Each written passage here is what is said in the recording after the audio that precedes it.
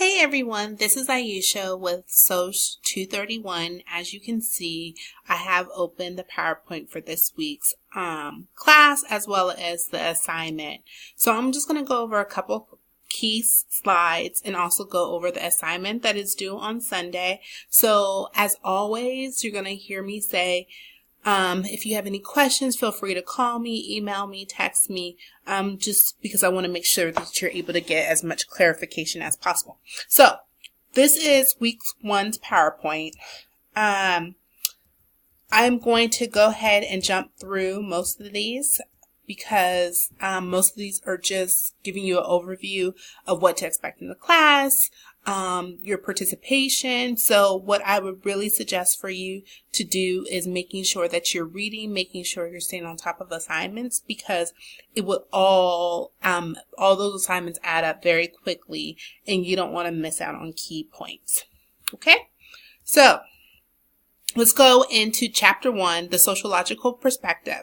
So first and foremost, one of the key things to really know and get a handle on for this course is everything relating to the sociological perspective. So sociology is a field of study that was founded by August Comte in the 1800s.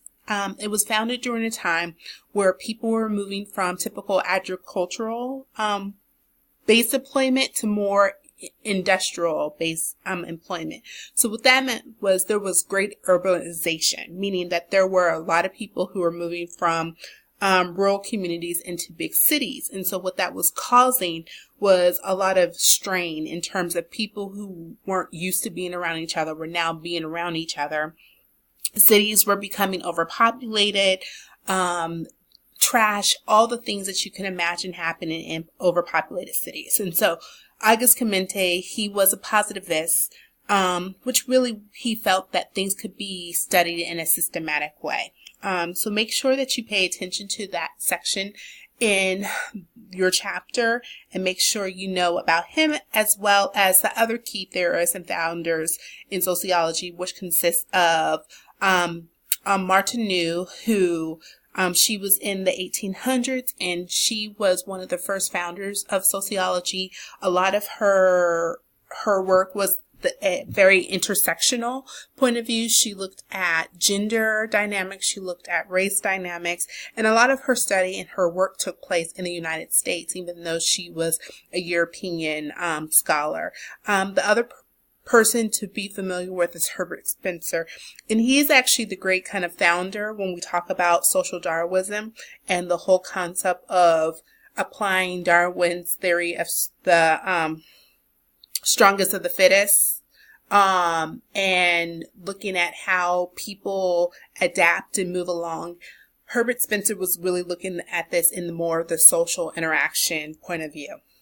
Other ones to just be familiar with, of course, Karl Marx. He was a Marxist. He was the founder of conflict theory. We're going to be studying a lot about him throughout this term, so make sure you are familiar with his work in just conflict theory. So another key point, and I know I'm going through this really fast, I just don't want to inundate you with a long-winded video, and so this is just a recap. So I want to make sure that you understand American branch of sociology, and there was two branches. One was started at the Chicago School, and at the University of Chicago, and the other one was the Atlantic School that was really founded by W.E.B. Du Bois, and he was looking at race relations. He did a lot of studying in Philadelphia. A lot of his work, looked at the double consciousness, not only being American, but being a Black American and what that meant, particularly around the family. So as we get into your assignment for this week, it is important for you to understand and have a grasp of what the sociological imagination is. It is a concept, not a theory. Make sure you know the difference. It's not a theory. It's a concept. And it's a concept that was coined by C. Wright Mills in the 1950s. And basically it was another way of thinking of different outcomes. And basically it was a way to separate the individual from the public issues. And so really with the sociological imagination as it relates to our assignment, it's a way of thinking about how do we look at the concept like unemployment. It's not just about you being unemployed, but what if whole corporations start leaving? And I think that that's something that is really kind of near and dear that's happening right now in Michigan. And so one of the things that I explained to some of my other classes is like, think about corporations like the Kellogg Corporation or Post or manufacturing and those. And even in the context of what just happened the end of last year, where there was a political move to expand tax breaks, with the whole notion that by relieving and providing corporations with tax breaks would cause a trickle-down effect. So that's trickle-down economics, that by them being able to save money by not being taxed as much, they're going to be able to recreate jobs. And so that's a way of taking that situation and then applying it to something like unemployment. Well, something that we have learned come the start of this year is that many of those corporations who receive that money are using that money to pay for laying people off, so that they still are laying people off. They don't have any intention of replacing those jobs, but these are something that's happening.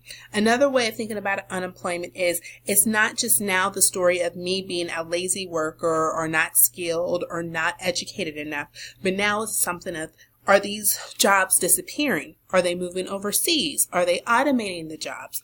Do you now are required to have a number of credentials? And so that's broadening the conversation. So what I'm really encouraging you to do is look at your book, make sure that you're reading and you understand what sociological reasoning and sociological imagination is, so that you understand the concepts and you can articulate that. Again, if you have any questions, please reach out to me, because I would hate for you to submit something and it's not really what the assignment is. Make sure you're following directions. The other thing is, before the end of this week, so tomorrow, I will post my grading rubric, so you know exactly what to expect, and the score that you receive will be based on the grading rubric. Again, if you have any questions, please feel free to give me a call. I will see you next week. Bye.